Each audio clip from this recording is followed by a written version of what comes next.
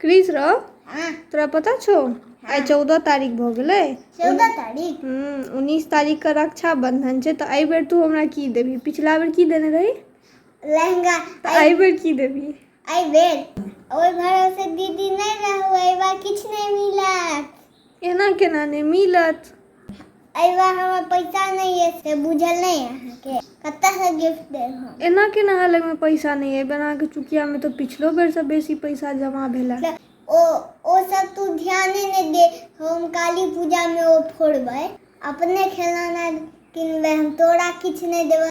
तहन क्रिस हमर रक्षाबंधन के गिफ्ट के की हेतै? हम तो गिफ्ट लेबे करबो, हम नहीं किछ जानी। अच्छा ठीक है दीदी, एकटा चॉकलेट दे दियो। हम दैतियो तो तोरा 2 रुपया वाला चॉकलेट, लेकिन चल डेयरी मिल्क दे दै छियै।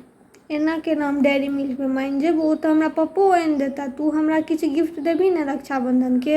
आई बेर अच्छा चलो ठीक है। आई बेर तू हमर दुख समझ सकै छी। आई बेर एकोटा भाईजियो नहीं छथिन, तो सब बाहर चलि गेलखिन। तो गिफ्ट तो हम सबके हिस्सा तोरे से लेबो। अगला साल जन भैया सब रहथिन ना, तहन तोरा हम गिफ्ट दे देबै। तो ओइ साल तो बहुते हमर भाईजी सब रहथिन, अगला साल तहन तो ओ सब हमरा गिफ्ट देबे करथिन, तहन तोरा छोड़ देबो। लेकिन आई बेर तो कियो नहीं छथिन। आई बेर हमहूँ नहीं देबै दीदी, ओइ भरोसे तू नहीं रह। केहन छी रो?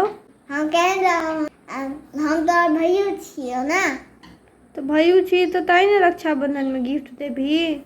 नहीं हम नहीं देबो दीदी। पप्पा से पूछबे तहन जुगाड़ लगेबे, तहन तोरा देबो गिफ्ट कि नहीं देबो। अच्छा अब अहीं से बताओ, क्रिस बाबू के तो बेर हमरा गिफ्ट देनाइ बने छै। बेर हमर कियो भाईजियो अतऽ नहीं छथिन, तो क्रिस बाबू हमरा गिफ्ट देथिन ना? नहीं देबो। देखी अभी सब कहथिन जे क्रिस बाबू गिफ्ट देथिन तो तोरा गिफ्ट देबऽ पड़तौ। नहीं देबै।